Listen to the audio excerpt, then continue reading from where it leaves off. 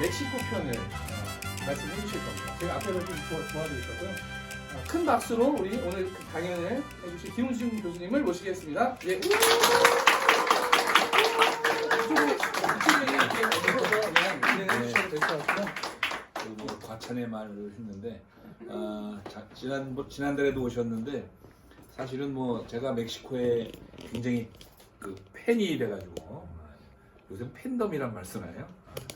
굉장히 하여튼 학생 시절부터 중남미 스페인어국 중에서 아주 멕시코에 굉장히 이제 꽂혔습니다. 그래서 이제 멕시코에 전문가 같이 됐는데 그렇게 된 계기는 우리 선생님, 우리 우동용 교수님이 대학교 시절에 멕시코 최초 유학을 다녀오셔서 멕시코 얘기를 많이 해주셨어요.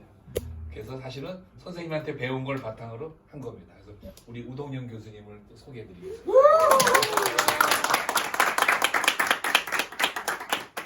예,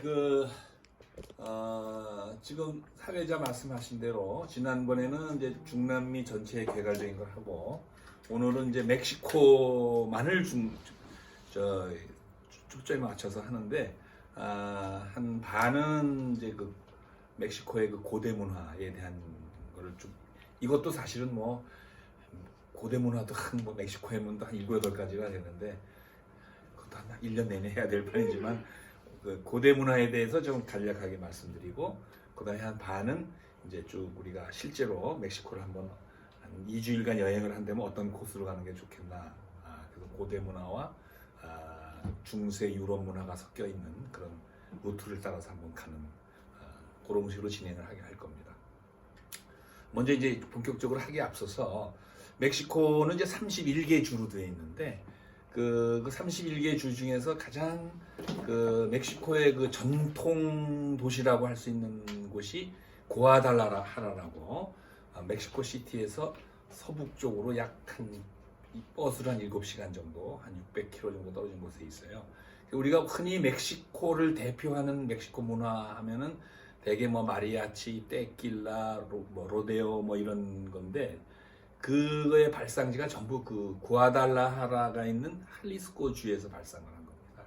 그래서 멕시코의 모든 국가적인 행사나 모든 거에는 반드시 이 할리스코 주, 그 구아달라하라의 전통 춤으로, 전통 음악으로 시작을 합니다. 그래서 먼저 본격적인 강의하기에 앞서 그 구아달라하라의 하라베 따빠띠오라고 하는 아주 그 유쾌한 남녀가 추는 춤인데 결혼식 끝나고 그 손님들과 함께 추는 춤에서 유래됐다고 그래요.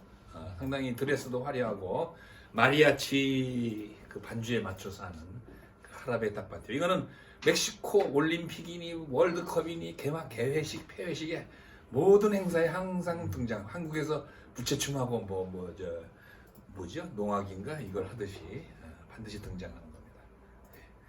하라베 따빠띠오라고 되어 있는 거예요. 하라베. 예. 그거 한번 먼저 감상을 하겠습니다. 이거 할까요? 예. 이거 말고. 이거 중간에 할까? 네.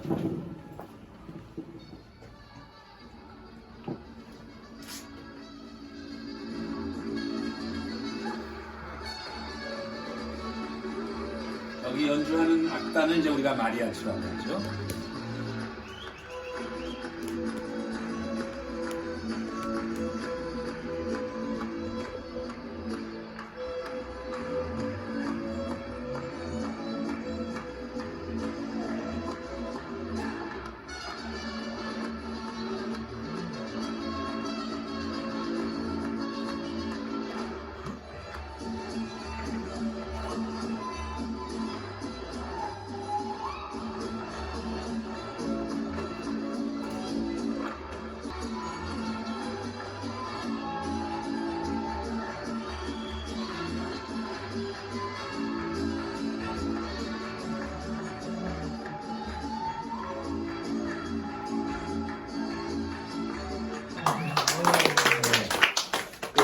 보통 이제 멕시코 여행을 가면 기념품점에서 아주 모자를 파는데 큰 모자 장식이 그 뭐라 그러니까 금박이 은박 박힌 모자를 많이 파는데 그 솜브레로라고 해서 그늘막이 모자란 뜻일까 우리말로 하면은 그 보통 멕시코를 소개하는 사진이나 그림에 큰 모자 쓰는 거, 그런 모자들 그 금박이 박힌 그 모자는 바로 그것도 바로 이지마지 마리아치들이 쓰는 그런 모자입니다. 그러면 오늘 이제 강의를 시작하도록 하겠습니다. 우선 멕시코의 고대 문화에 대한 얘기를 하겠습니다. 지난달에 멕시코 고대 문화, 멕시코의 중남미의 전체 문화 중에 이제 문화의 어머니에서 올메카라는 얘기를 한 적이 있는데, 그 올메카는 좀 이따 이제 우리 그 루트를 따라갈 때 이제 하고요. 그 2주일 여행하는 코스 외에 그냥 다음에 이제 한번 할 걸 해서 미리 맛보기로 북쪽에서부터 쭉 한번 그걸 훑어보도록 하겠습니다. 간단하게 그 지도 지도 띄워놨습니다. 예 맞습니다. 우리가 오늘 멕시코 하면 여러분이 알고 있는 건 뭐예요? 그거는 술 이름이고 문명 이름 마야와 아스텍 대강 이제 그렇게 알고 있고요. 중요하죠. 테킬라가 중요하죠. 코로나. 맞아. 네, 코로나 맥주도 있고. 근데 이제 그다음에 이제 여러분이 알고 있는 것 중에 하나가 테오티후아칸에서 보통 멕시코 여행 가면 멕시코 시티에서 1시간 떨어진 곳에 있는 큰 피라미드 있는 대개 이제 그게 한국에서 많이 알려져 있는데 사실은 그거 외에도 한 대여섯 가지의 그 문화라는 게 있습니다. 고대 문화라는 것이. 근데 우리 한국에는 전혀 알려져 있지 않지만 미국 사람들한테 많이 알려져 있는 거예요. 북쪽을 보게 되면 저 미국하고 멕시코 국경 여기 있죠? 네네. 이걸 하는 건가? 위에 거로? 네 아니 빨간색 그거. 하여튼 그 모골론이라고 써 있는 거 있어요. 모고이온인데 그 모고이온 문화라는 게 있습니다. 그 사람 이름 저건 이제 고고학자 이름을 따서 찍은 건데 그 미국의 이제 콜로라도주 남쪽에서부터 아리조나주 그다음에 멕시코의 치와와주까지 옛날에는 뭐 멕시코와 미국 국경이라는 개념이 없었으니까요. 거기에 그 살던 원주민들이 그 주거 형태가 어떻게 되냐면은 전부 아주 높은 절벽에 그 자연 동굴에다가 흙벽돌로 짓고서 거기에 주거지 또는 창고 같은 거를 만들어서 다른 사람들이 들어오지 못하게 적들이 침입하지 못하게 하는 그 절벽에 이렇게 있는 그런 그 주거지가 있습니다. 근데 그런 거 하나 있고요. 그 다음에 이제 멕시코 그 치와와주에 가면은 그 절벽 동굴은 아니지만 그 진흙 벽돌로만 집을 짓고 도시를 건설하는 게 있어요. 빠끼메라고 하는 곳이 있는데, 그런 인간 말하자면은 그 주거 형태로서의 동굴 주거, 그 다음에 건축 재료로서의 그 흙벽돌을 사용한 그런 특징으로 하는 그 문화를 모고이온 문화라고 합니다. 그래서 굉장히 넓은 우리 남한보다도 넓은 그 넓이에 곳곳에 이제 그런 유적지들이 남아 있는데 대표적인 거를 몇 가지 그 사진으로 좀 보도록 하겠어요. 우선 그 콜로라도에 있는 그 메사베르데라고 하는 아주 제일 규모가 큰, 그다음에 미국에서 아주 그 보존도 잘 돼 있죠. 그 한번 동굴 이런 겁니다. 이게 전부 위로는 다 절벽이에요. 아래로도 절벽이고. 도대체 옛날 사람은 어떻게 올고 가냐? 뭐 밧줄 타고 내려갔다 그럽니다. 밧줄 타고 위에서부터 이런 식으로 돼 있고요. 그다음 그 사진을 봐주세요. 네, 이게 자연 동굴에 이렇게 저기다가 저런 식으로 벽돌을 싸가지고 창고도 만들고 방도 만들고 이런 모고연 문화라는 게 있고요. 이건 우리 지금 한국에선 잘 안 알려져 있고 아마 한국의 어떤 여행사도 이거는 이 루트는 없었던 것 같아요. 그래서 언젠가는 우리 남쪽 루트 한 다음에 오늘 보여줄 거 북쪽 루트로 다음에 우리가 한번 개발을 하려고 합니다. 예. 이번에 빠끼메라고 해서 보통 거기 있는 도시 이름이 카사스 그란데스라고 하는데 영어로 하면 빅 하우스라는 뜻입니다.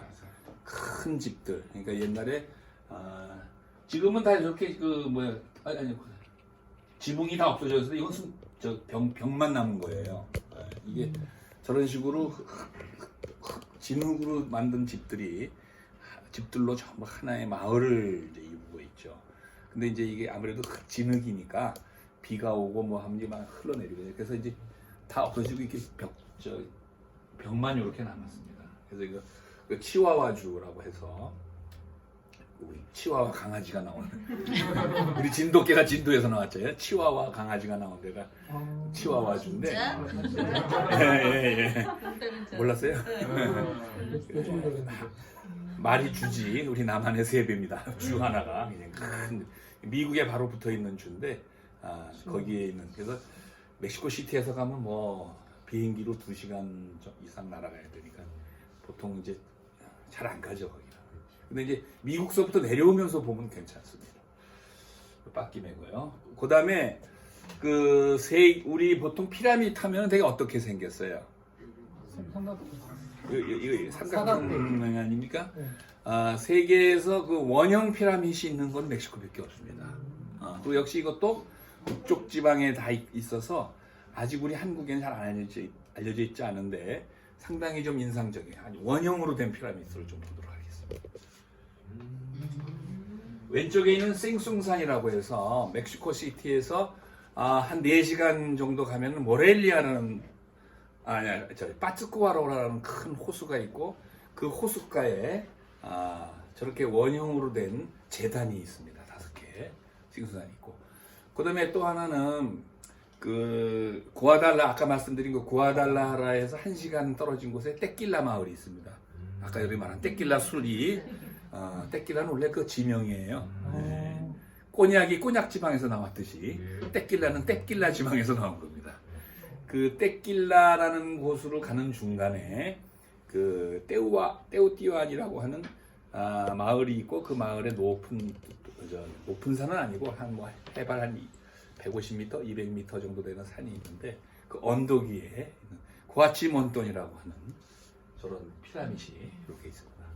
저런 피라미드이 한 5-6개가 이렇게 쫙 있는데 두 특징은 우선 피라미드 원형이라는 것하고 그 다음에 경치 좋은 곳에 높은 곳에 아마 옛날에 비나이다 할 때 그 높은 곳에서 했나 봅니다. 기능은 둘 다 재단이고요. 그래서 세계에서 유일한 원형 피라미드 여기 있고 그 다음에 피라미드는 아니지만 대체적으로 멕시코뿐만 아니라 중남미 유적지에 가면 웬만한 건축물들은 다 장방형 아니면 뭐 이런 삼각형 뭐 이런 식인데 둥그런 건 참 잘 없거든요. 피라미드는 아니지만 역시 원형 건축물이 남아있는 곳이 역시 구아달라하라에서 태평양 쪽으로 한 1시간 떨어진 곳에 이시틀란델 리오라고 하는 작은 도시가 있습니다. 그래서 그 유적지도 전부 여러 넓은 터전에 그 다음 사진 봐주세요. 이런 이시틀란델 리오라고 하는 옛날 유적지의 가장 중심에 있는 건축물이 역시 또 원형으로 또 되어 있죠.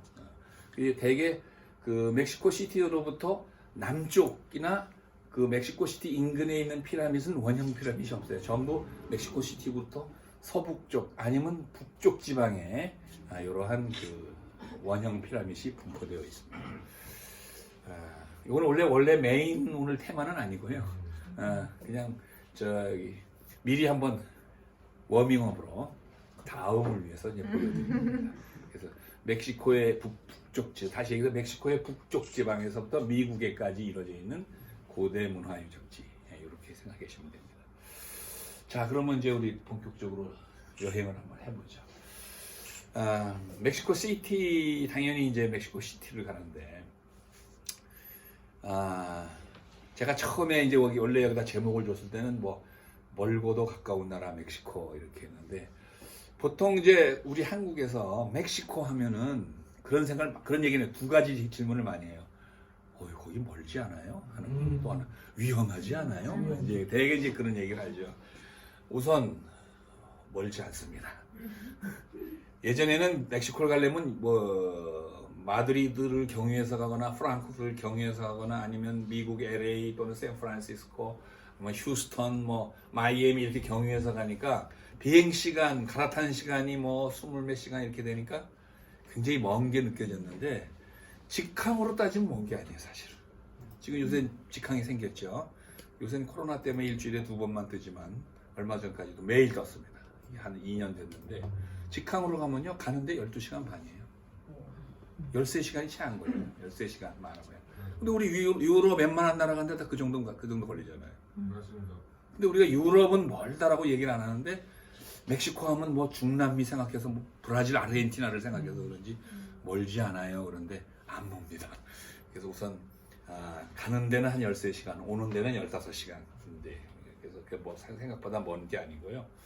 다만 멕시코도 큰 나라이기 때문에 멕시코 시티 자체는 13시간이면 가지만 거기서 아까 말씀드린 대로 뭐 치와와주를 간다든가 저 깡콩을 간다 하려면 또 한 2시간 타고 가야 되니까 이제 그런 경우는 좀 멀다고 생각하지만 멕시코 시티 자체는 먼 게 아니고 그 다음에 이제 말이 나온 김에 위험하지 않습니까? 이렇게 얘기하는데 한국보다는 위험하죠. 왜냐면 한국은 세계에서 거의 치안이 이거 뭐 1, 2등을 차지하는 나라니까 한국보다는 위험하지만 여러분이 머릿속으로 상상하는 그런 위험하다고 하는 멕시코 위험 그거에 한 70%는 깎으세요.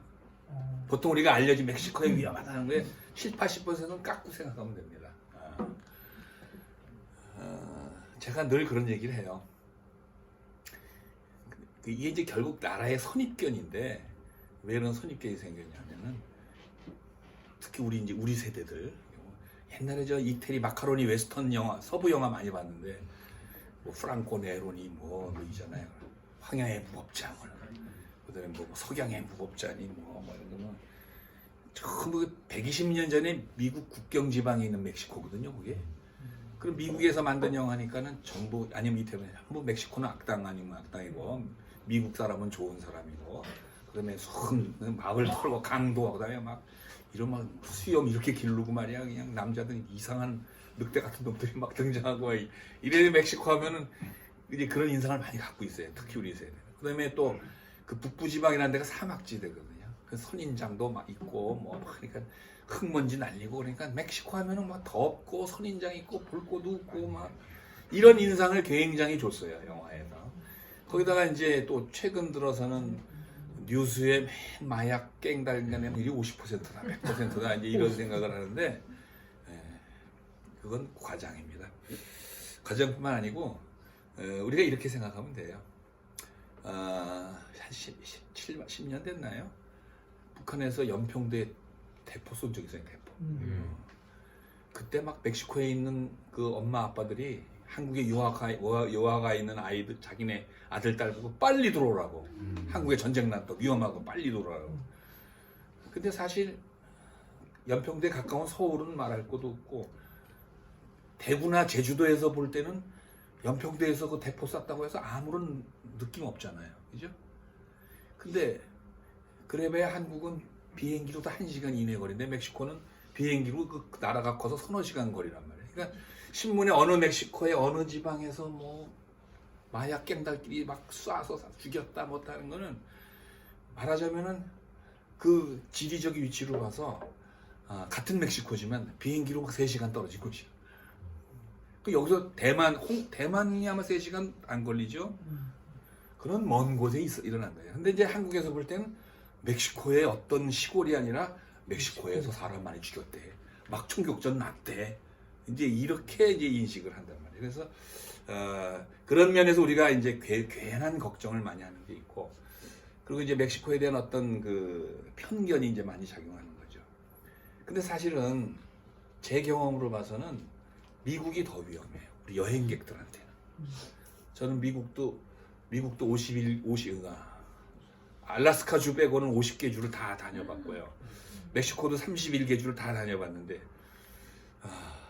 제 경험으로는 미국이 더 위험합니다.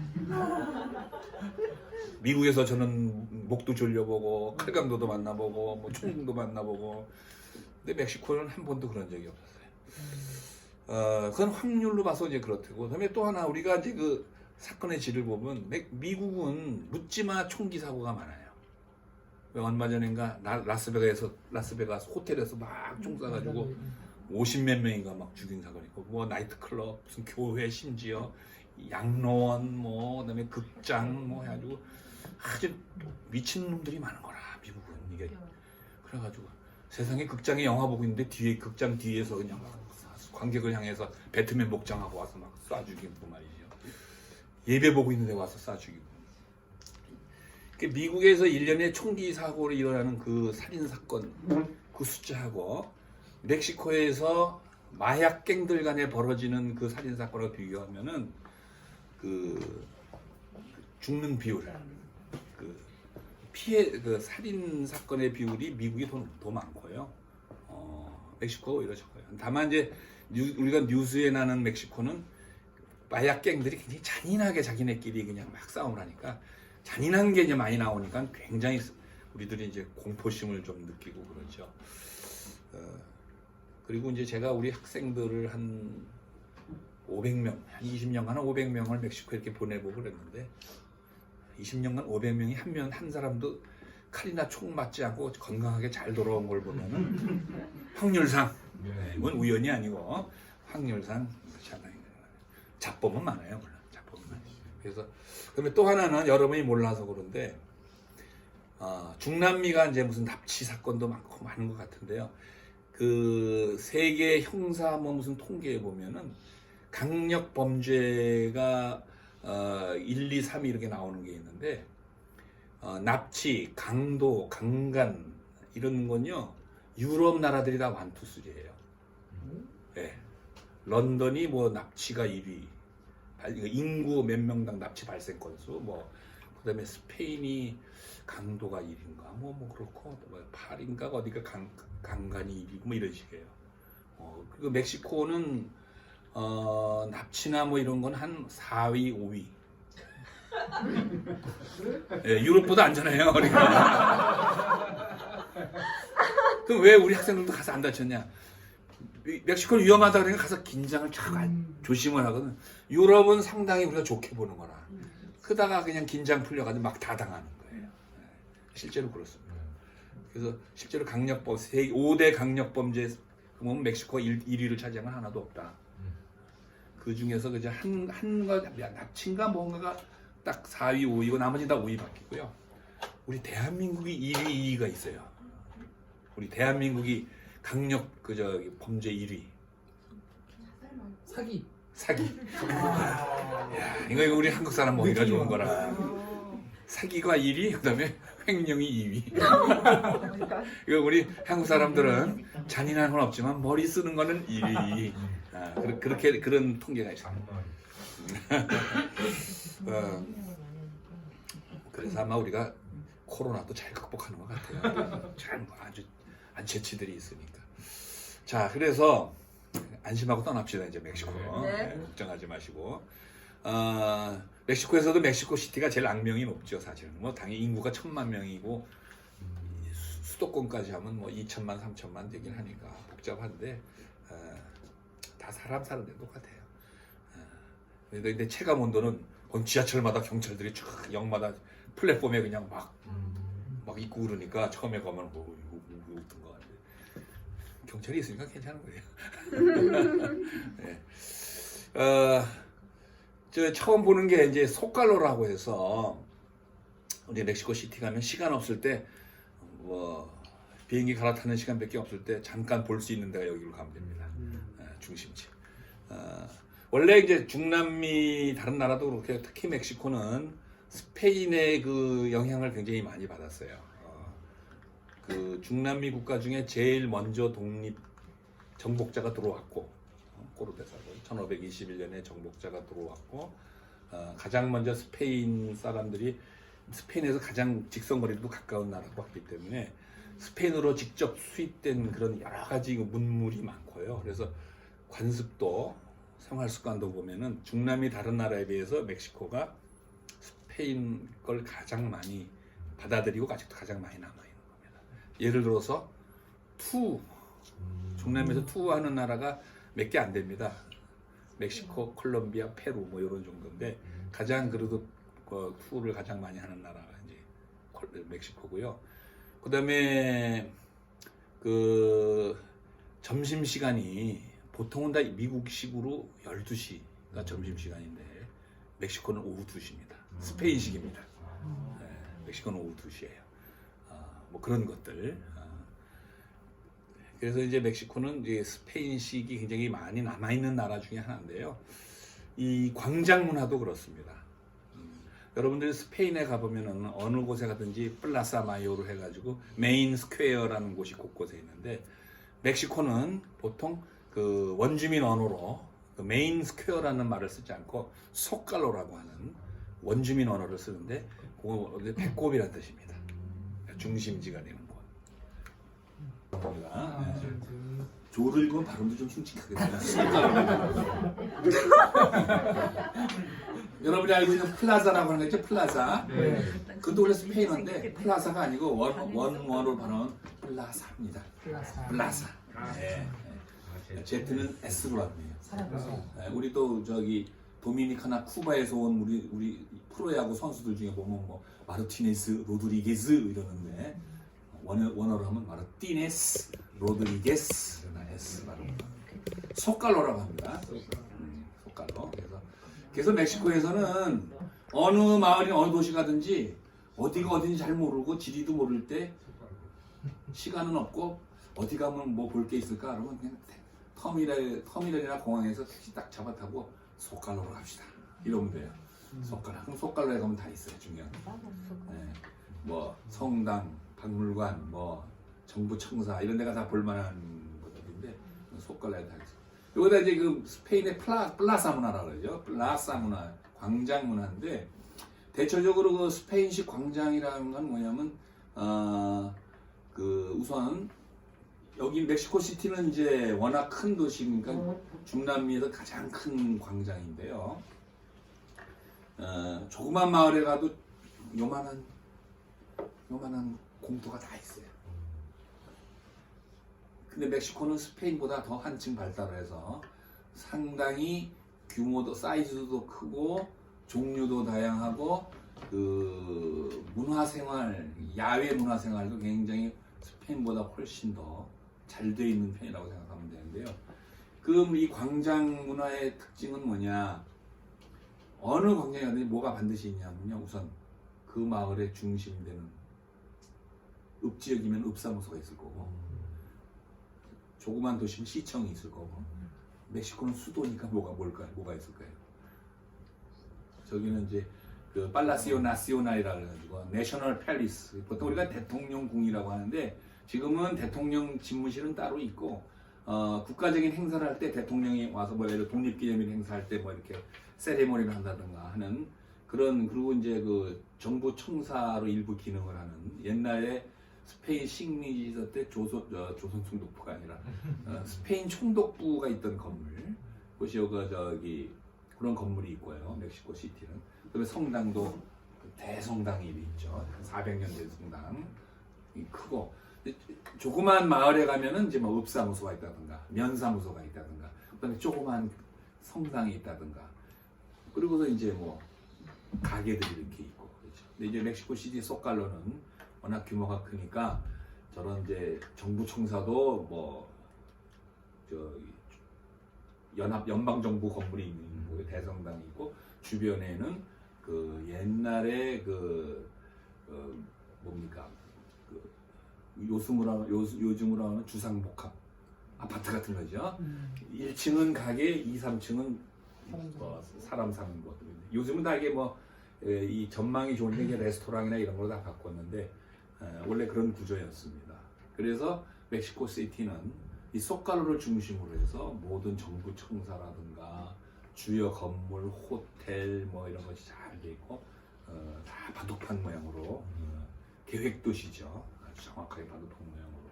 그래서 굉장히 복잡한 도시인데 교통사고 특히 충돌사고라든가 접촉사고 이런 거는 우리 서울보다 낫다 그래요. 왜냐면은 여기 전부 바둑판 모양으로 되어 있기 때문에 전부 일방통행. 거의가 일방통행이에요. 그러니까 충돌할 일이 거의 없죠. 그 대신 이제 뭐 처음 가는 사람들은 조심해야죠. 뭐 거기가 거기 같고 번지수 제대로 안 하려면 그냥 헤매는 경우가 많이 있어요.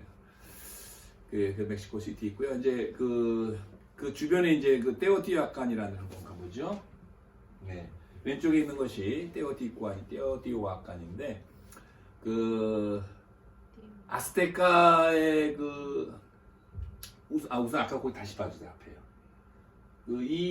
이 광장은 원래 예전에 테노치티틀란이라고 해서 그 아스테카의 수도였어요. 그게 늪 지역의 한 섬이었는데 그 섬에 제단 여러 가지 그 피라미드 여러 재단들을 쌓아놓고 이제 한 뭐 10만, 20만에게 살았다고 그럽니다. 굉장한 스페인 사람이 들어왔을 때 놀랬다고 그러는데 지금도 멕시코 인류학박물관 가면 그 조감도가 아주 멋있게 잘 되어 있는데요. 그곳에 그 아스테카 제국의 신전, 그 재단, 그다음에 그 무슨 정부 청사 이런 걸 다 부셔버리고 거기다가 성당을 짓고, 그다음에 저 총독부 건물을 짓는 겁니다.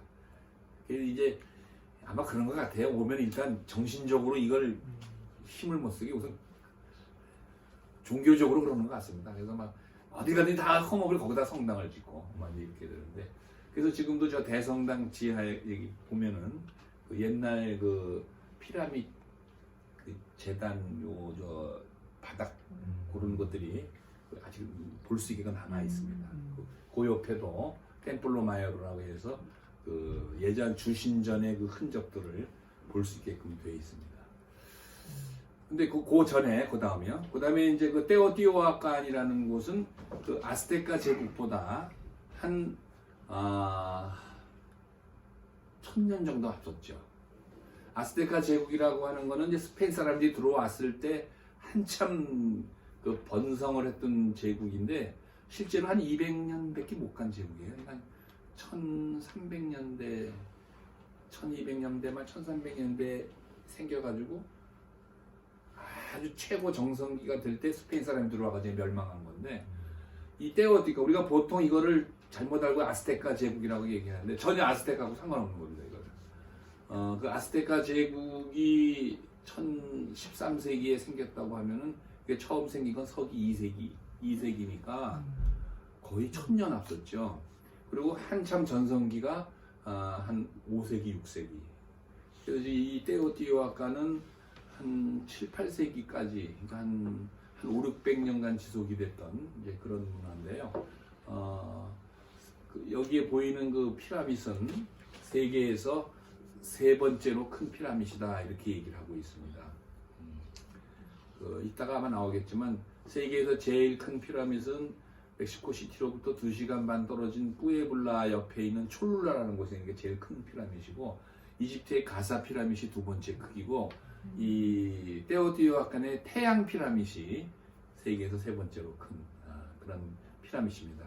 근데 보존도 잘 돼 있고 꼭대기까지 올라갈 수 있고, 이집트 피라밋은 꼭대기 못 올라갑니다. 거긴 이집트 피라밋은 무덤이고 재단이 아니기 때문에 올라가 봐야 뾰족해요. 있을 데가 없어.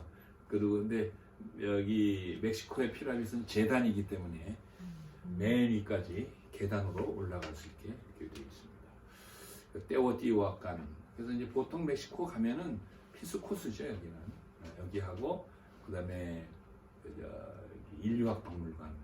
그다음에 오른쪽에 있는 과달루페 그 성당이죠. 그 세계 뭐 3대 성지 뭐 이렇게 얘기를 이제 많이 하는데, 포르투갈에 있는 파티마 성지, 프랑스의 루르드 성지, 그다음에 멕시코의 과달루페 성지, 이렇게 보통 이 성지들은 되게 이제 마리아, 성모 마리아가 발현했다, 뭐 이런 여기도 이제 뭐 1800년대에 어떤 원주민 청년이 길을 가다가 성모 마리아를 만났는데, 얘가 근심 걱정을 하고 왜 그러냐, 그러니까 뭐 우리 뭐 삼촌이 굉장히 뭐 아파서 어쩌고저쩌고 그러니까 그러면 어디에다 대고 저기 뭐 교회당 성당을 져라, 뭐 이제 그런 얘기를 했대요. 그래서 마을 신부님한테 가서 그런 얘기를 했더니 그다음에 거기 그 자리에다가 성모 마리아가 나타난 곳에 성당을 진 곳이 바로 이거다 이렇게. 그래서 원래는 왼쪽에 있는 게 이제 원래 오리지널 성당이고요. 이것이 이제 그 지진 때문에 약간 이제 기울어져 가지고 그다음에 하도 이제 순례객들이 많이 오니까 그거 수용하기도 어렵고 그다음에 안전 문제도 있고 그래가지고 오른쪽에 있는 것처럼 현대식으로 크게 졌습니다.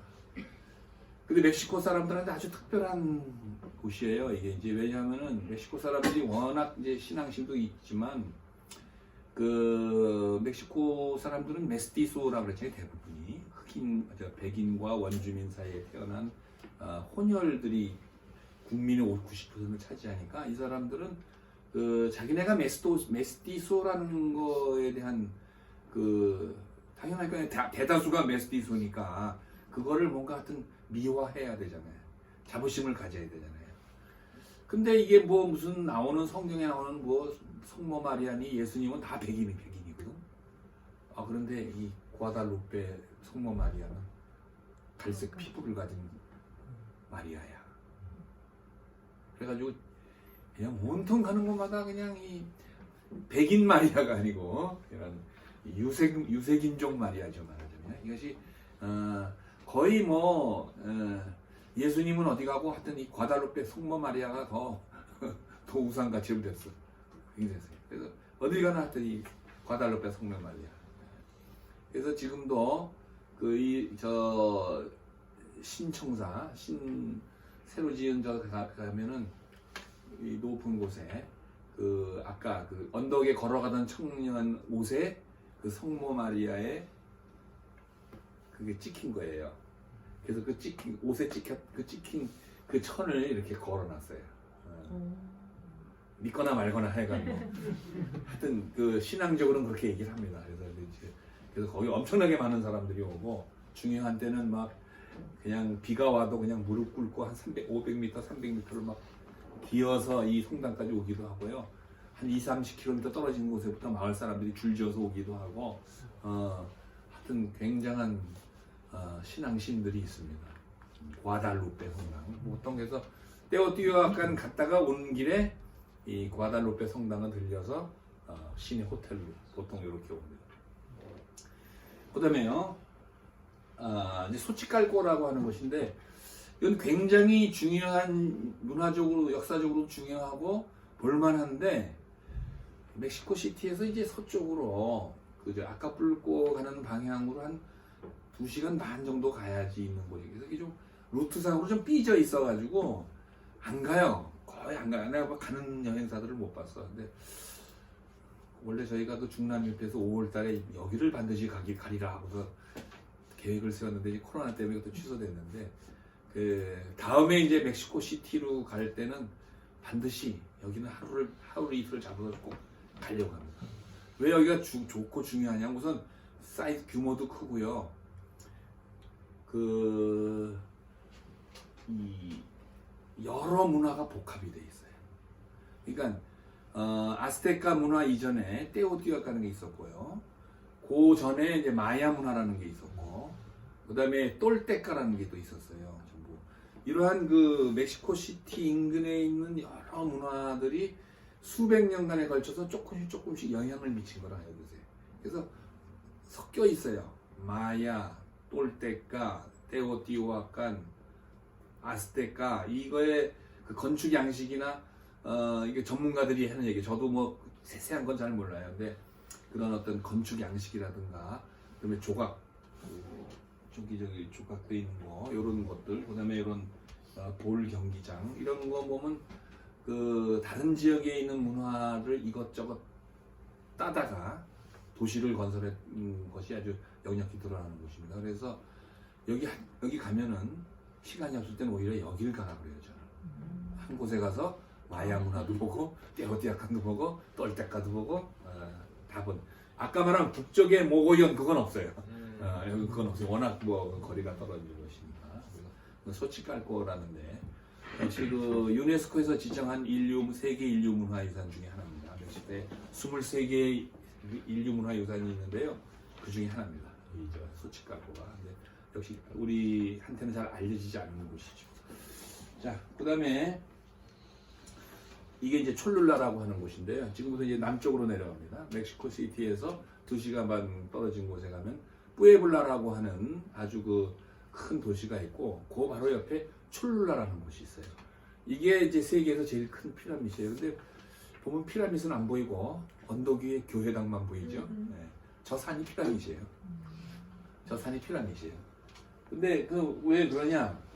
그 밑에는 이제 그 유적지 흔적들이 보이죠. 그다음에 오른쪽에 터널이 보이죠.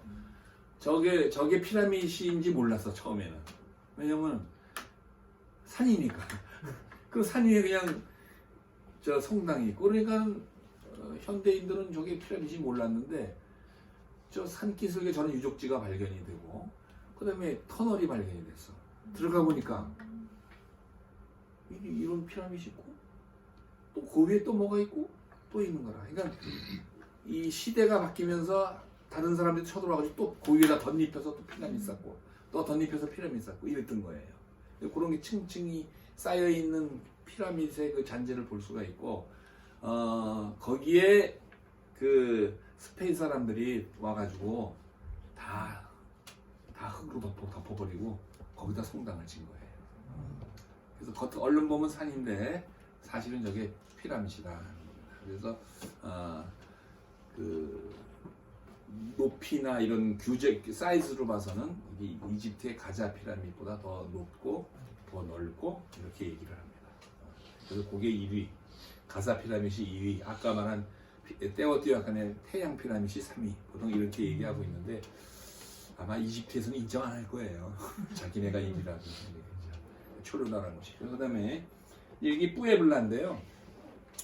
멕시코의 그 옛날 그러니까 200년, 300년 전에 유럽풍의 도시들이 곳곳에 있습니다.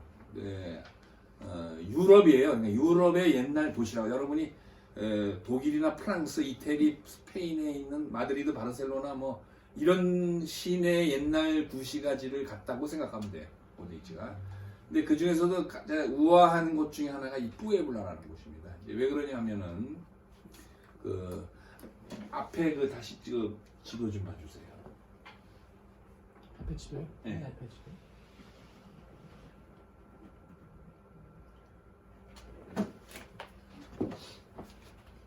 스페인 사람들이 되게 이렇게 해서 처음에 콜럼버스가 이쪽 이스파니아 섬에 들어왔고 그다음에 계속 개척하면서 이 베라크루스로 해서 최초의 정복자가 들어왔거든요. 에르난 코르테스라고. 그 베라크루스 항구에서부터 멕시코 시티, 그러니까 아스테카의 수도인 그 테노치티틀란 것까지 쭉 진격하는 중간에 있는 도시가 뿌에블라라는 도시거든요. 그래서 끊임없이 스페인 사람들이 멕시코의 금광, 은광 캐러 오면서 계속 루트가 바로 이 베라크루스 항구에서부터 멕시코 시티, 그다음에 그 북쪽으로 이 루트로 계속 진격을 했는데 가장 먼저 들어온 그 중간 루트가 이제 뿌에블라니까 그다음에 날씨도 좋고 그러니까 여기에 진작부터 스페인의 귀족 계층들이 여기를 전진 기지로 많이 삼았어요. 그래서 멕시코에서도 멕시코 31개 주에서 가장 스페인적이고 스페인 그 소위 말하는 귀족이나 스페인 백인 가문의 뼈대 있는 가문의 자손들이 가장 많이 사는 곳이 뿌에블라라 이런 얘기가 있습니다. 그래서 여기는 다른 도시도 아름답지만 여기는 성당이라든가 이런 골목 그다음에 이 아랍풍의 타일 장식들 이런 것들이 그 상당히 우아한 그런 도시입니다. 우리 관광객인 우리들한테는 굉장히 깊은 문화 역사의 향기를 느끼게 해주는 좋은 곳인데 멕시코 사람들은 안 좋아해요.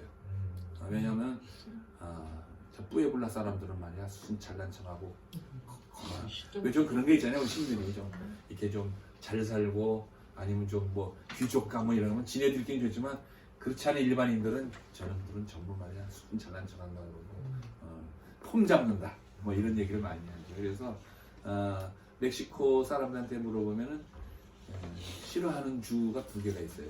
여기하고 여기는 좀 잘난 척한다고 그래가지고 싫어하고 북쪽에 그 몬테레이라는 도시가 있는데 제3의 도시 거기는 산업 도시예요. 돈이 많고 거기는 뭐 우리 저기 지방 사람들이 서울 깍쟁이 하듯이 멕시코 사람들은 북쪽의 몬테레이 출신 뭐 그러면 구두쇠라 그러고 돈만 밝힌다 그러고.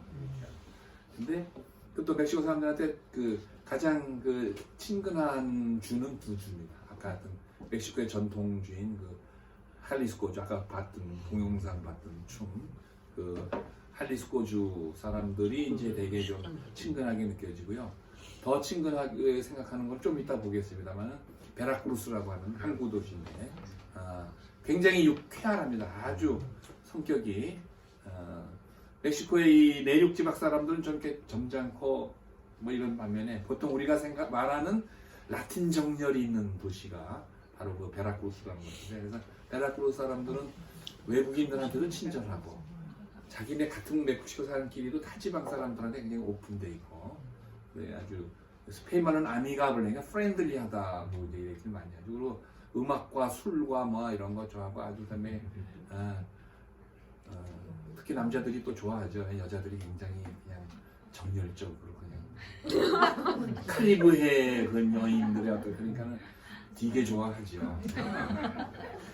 여자들도 좋아해요. 왜냐면 남자들도 엄청나게 작업을 많이 하고 네. 아주 그 하여튼 금방 친구가 됩니다. 그래서 즐거워요. 이따가 거기 아마 그 춤도 한번 보게 됩니다. 뿌에블라인데, 예. 그래서 이런 굉장히 아름다운 건물들이 많이 잘 되어 있고요. 여러분이 스페인에 혹시 그 아람브라 그 남부지방에 가셨나 모르는데 그 아랍의 영향을 많이 받았잖아요. 그리고 그 파란 타일을 많이 씁니다. 아랍 통에 보면 그게 그대로 이 뿌에블라 말이에요. 그래서 뿌에블라라는 도시에 가면은 곳곳에 아랍식 타일을 붙인 건물들이 아주 곳곳에 잘 되어 있습니다. 네. 이게 아주 전형적인 스페인식이 건물이죠. 예.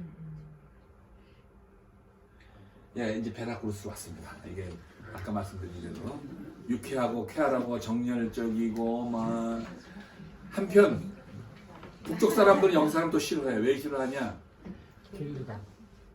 저것들은 거짓말 많이 뻥 많이 친다, 뭐 게으르다, 일을 안 하고 놀기만 좋아한다, 막 이러죠. 그래요. 스페인에 가면 또 그래요. 스페인은 세빌리아나 그라나다 이런 사람들이 굉장히 프렌들리한데 마드리드나 저 북쪽 저 바르셀로나 사람들은 막 또 아주 멸시해요. 저것들은 막 게으르게 마냥 놀기만 하고 춤만 추고 술만 마시고 이런다고 그러고, 남쪽 사람들은 저것들은 전부 말이야 무뚝뚝하고 돈만 밝히고 구두쇠고.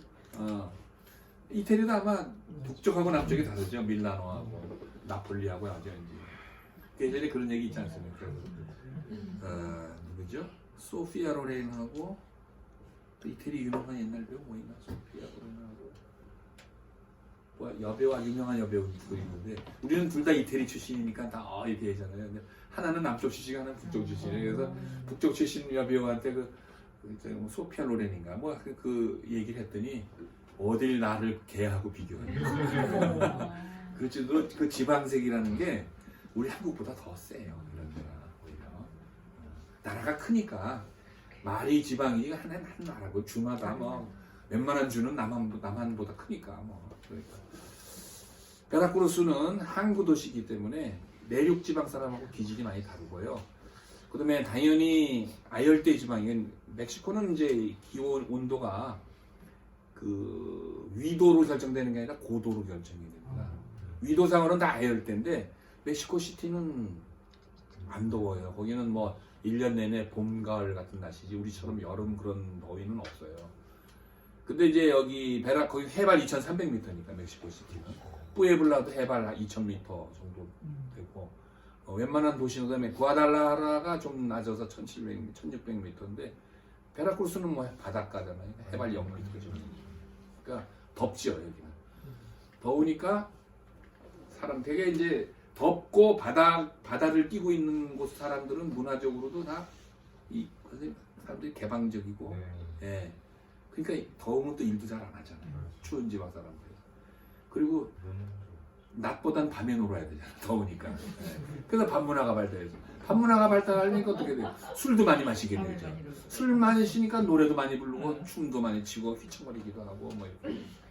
그래서 우리 제 경험으로 그렇습니다. 멕시코에 가서 가장 재미나는 곳이 어디냐? 그러면 저는 이제 베라크루스를 꼽아요. 왜냐하면 밤들이 노니는 게 꼭 한국하고 똑같아.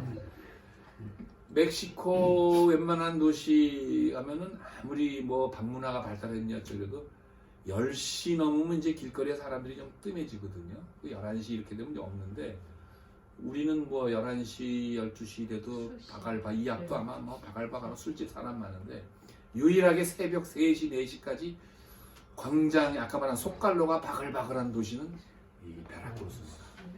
그래서 외국 여행객들이 전혀 외로움을 느낄 수가 없어요. 혼자 여행해도 왜 그래서 또 아까 말한 대로 남자 여자 할 것이 굉장히 친근하기 때문에 다가오는 연놈들이 많아 말하자면. 어? 아이고 특히나 남자들은 뭐 대단합니다. 어.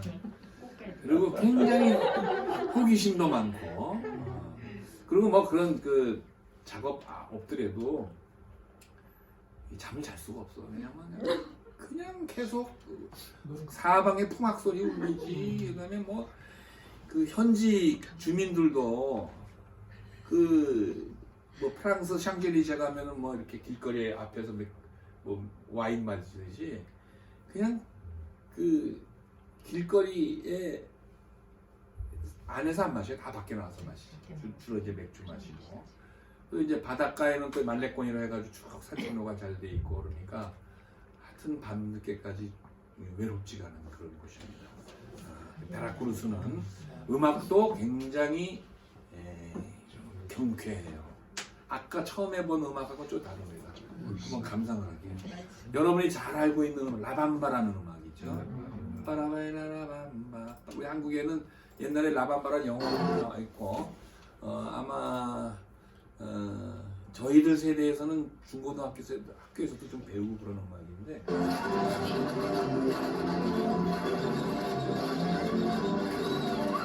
기네스북에 오른 겁니다. 가장 많은 쌍이 커플이 춘 라밤바. 이거는 무슨 공연으로 한 거지만 실제로 이 사람들 주민들의 일상생활이 춤으로 하루 일과를 시작한다.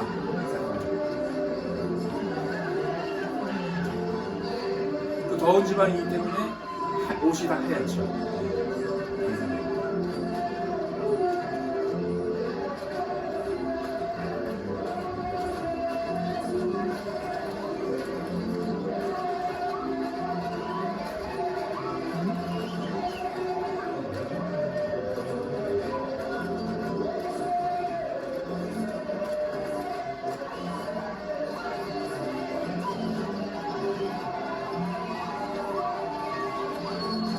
민속명 굉장히 좋아해요. 모든 웬만한 대학마다 다 이런 민속명단이 있고 모든 지방 행사에도 전부 춤을 춥니다. 공연을 하고요.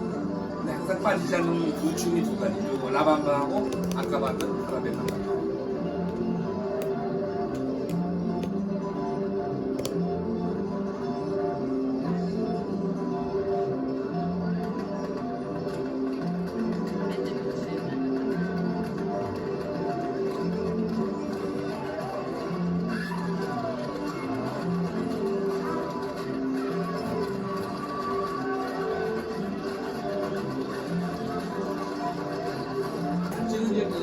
발을 많이 부르는데 이거는 그 스페인의 그 플라멩코에서 발 동작이 많잖아요. 그 스페인의 그 사파테아도라고 하죠. 그 댄스 거기서 많이 촬영하는 거예요.